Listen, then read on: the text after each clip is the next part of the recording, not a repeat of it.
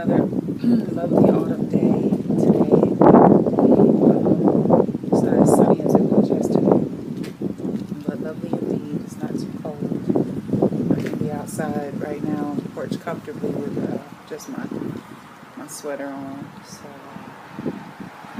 yeah, who's willing to house 5 to 7 additional people in their home?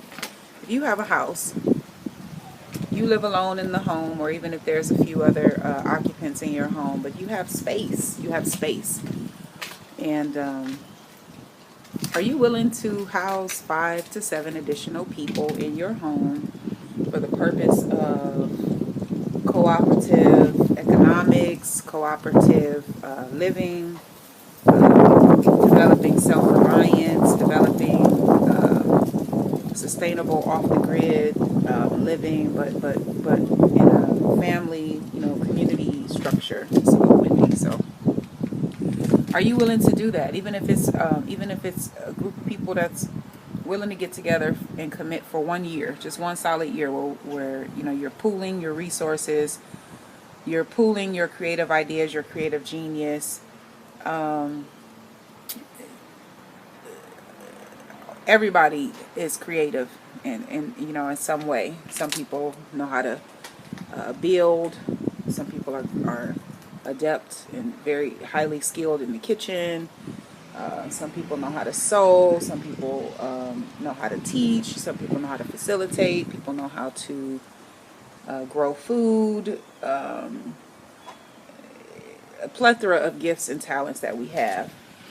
And how powerful it would be for a group of people to join and to create a household and commit for 1 year. Oh, here comes some sunshine. See, that's confirmation. Create 1 year of living together to develop these skills of self-reliance and really using our full potential. Because I know so many people who are very talented and gifted, and they're not really using their gifts and their talents, and they're frustrated. So imagine even if you're a person who still wants, values working for other people, having a job and all of those things, that's all fine. It's all about pooling resources. Even if you're one of those people, you still have some type of gift or talent or skill that you may not be using, and you would love to use. And I think in a community, in a household, there would be so much opportunity for everyone to use their gifts and their talents, and for it to be celebrated and supported and encouraged and uplifted. I'm telling you, 5 to 7 people getting together in a household. We have artists, you have music artists, you have visual artists, you have even, like I said, the people that go to work 9 to 5. All that's cool, all that's good. But just to have a cooperative household for 1 year, imagine how powerful that would be. Growing your own food, creating your own lifestyle, learning how to be interdependent and grow a family, and really be connected with people, coming together in spite of differences, but finding the common ground and celebrating the things that we have alike, and for a common goal and a common good, which is self-reliance, interconnectedness, interdependence, cooperative economics. Imagine what powerful model this would be for our children and for other community members. And then, this is a skill that we would develop and then eventually be able to share with other people who are interested in doing it and may not have the know-how to do it. We're all visionaries, we're all genius, we're all creative. So who's willing, with a home, with space, to house 5 to 7 additional people in your home for 1 year? Of course, there would be order. It doesn't have to be anything, religious. It's not about, trying to convert people to make them, think the way you think. But of course, there would be order. There would be, quote unquote golden rules, so to speak. Of course, no alcohol, no cannabis, no cigarettes, and weekly meetings. Very, very clear, concise, consistent communication. Everyone meeting together and deciding things together, including the children, and no members of the household, being sexually involved. Just keeping all of the things that could damage the bigger picture, keeping those things in check. So.